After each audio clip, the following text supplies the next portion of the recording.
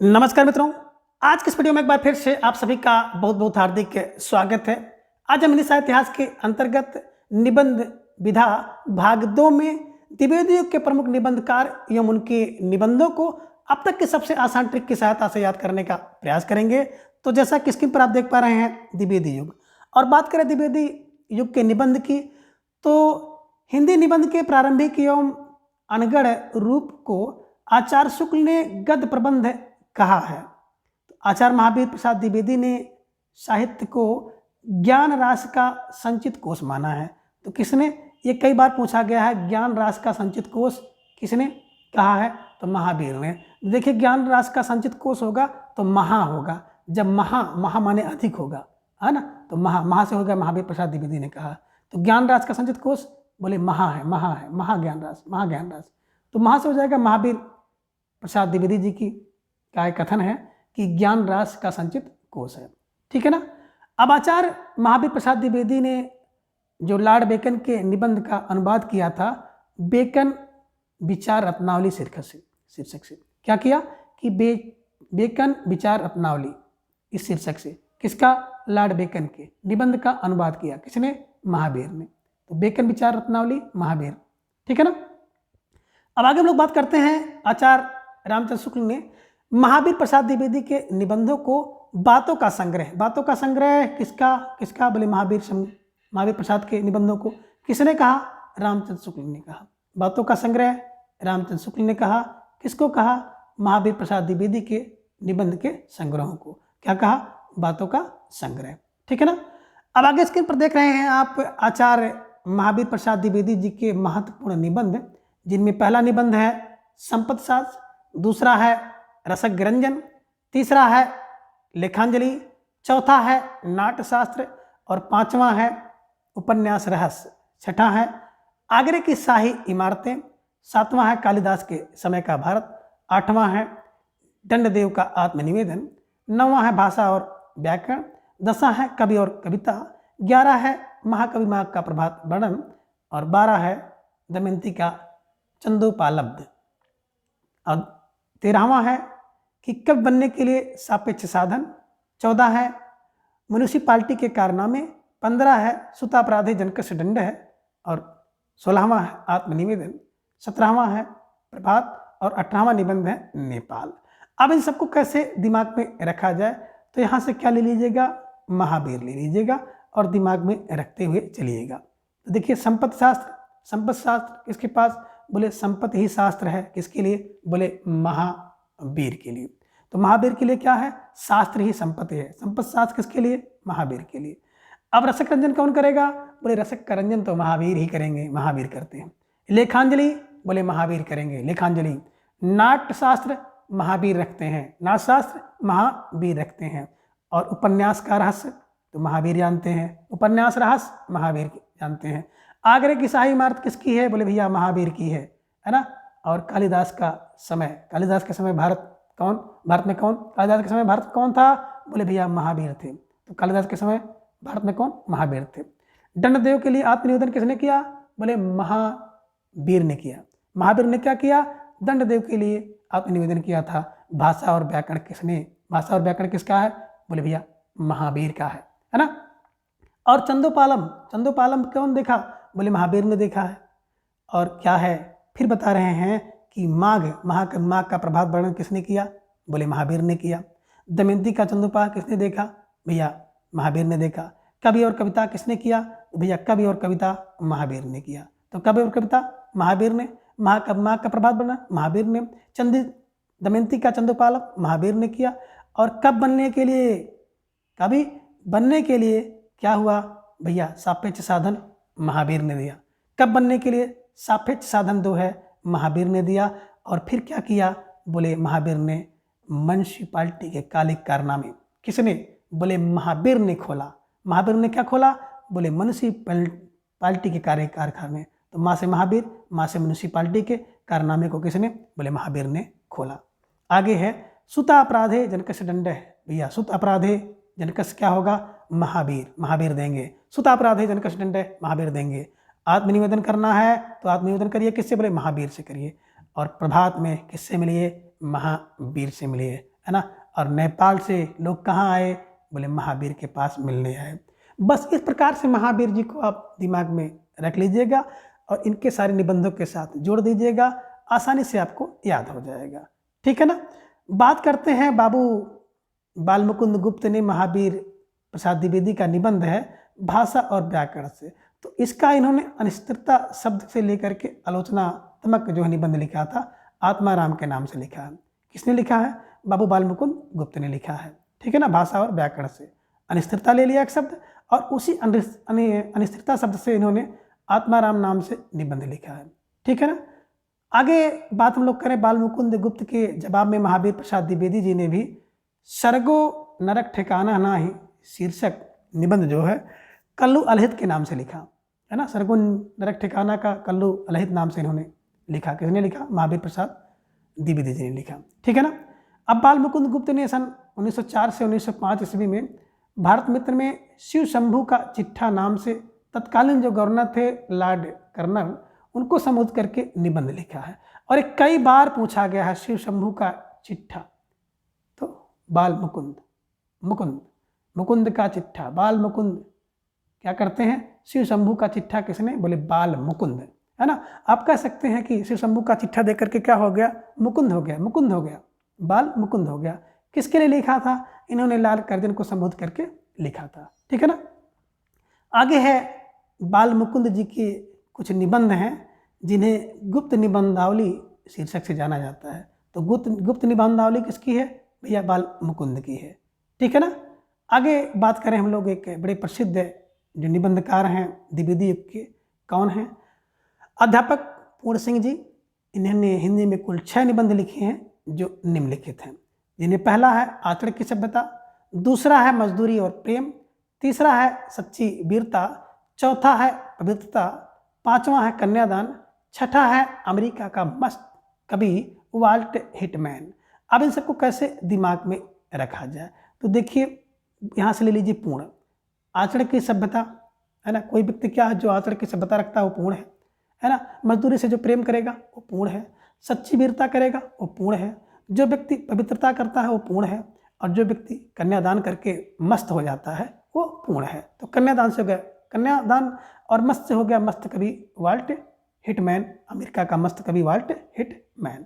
तो कहने का आशय यही है कि पूर्ण कौन है? आचरण की सभ्यता वाला, मजदूरी से प्रेम करने वाला, सच्ची वीरता वाला व्यक्ति पूर्ण है, जो पवित्रता वाला पूर्ण है, कन्यादान करके मस्त रहने वाला व्यक्ति पूर्ण है। या आप ये भी कह सकते हो कि अध्यापक पूर्ण है। अध्यापक पूर्ण क्या है?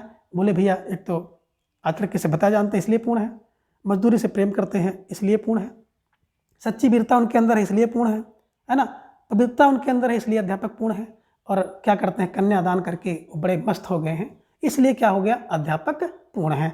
तो जैसे भी आपके दिमाग में बैठ जाए उस ट्रिक को आप दिमाग में बैठा लीजिएगा ताकि आपका प्रश्न गलत ना हो। बात करें आचार्य महावीर प्रसाद द्विवेदी जी ने लिखा है कि अच्छी हिंदी बस एक व्यक्ति लिखता था, वह कौन है? बाल मुकुंद। तो दिमाग में रख लीजिएगा कि महावीर ने किसको बताया कि अच्छी हिंदी बस एक व्यक्ति लिखता था, कौन? बाल मुकुंद। बाल मुकुंद अच्छी हिंदी, बाल मुकुंद किसने माना? महावीर ने। ठीक है ना।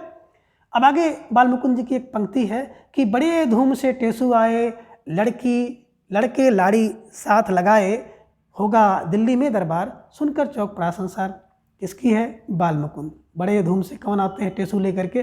बोले बाल मुकुंद। तो बड़े धूम से कौन टेसू लेकर कौन आए हैं? बाल मुकुंद आए हैं। कहाँ जा रहे हैं? बोले दिल्ली दरबार में जा रहे हैं। यानी कि दिल्ली दरबार की बात आ जाए, बड़ी धूम से टेसू लेकर कोई आ जाए तो बाल मुकुंद होंगे। ठीक है ना। दिमाग में रखिएगा, आपको आसानी से याद हो जाएगा। ठीक है ना।